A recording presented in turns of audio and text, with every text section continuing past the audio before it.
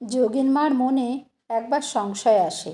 ঠাকুর অমন ত্যাগী ছিলেন, আর মাকে দেখছি ঘোর সংসারীর মতন, ভাই ভাইপো ভাইঝিদের জন্য অস্থির, কিছুই বুঝতে পারি না।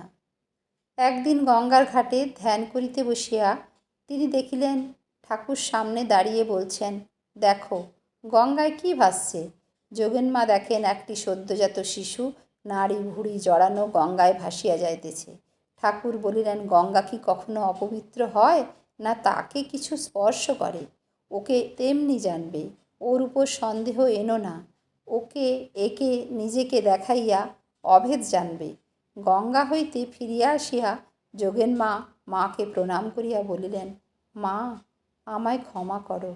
মা বলিলেন, কেন যোগেন, কি হয়েছে? তখন যোগেন মা ঘটনাটি বলিয়া বলিলেন, তোমার উপর অবিশ্বাস এসেছিল, তা আজ ঠাকুর আমাকে দেখিয়ে দিলেন। মা একটু হাসিয়া বলিলেন, তার আর কি হয়েছে, অবিশ্বাস তো আসবে, সংশয় আসবে, আবার বিশ্বাস হবে। এই রকম করেই তো বিশ্বাস হয়, এই রকম হতে হতে পাকা বিশ্বাস হয়।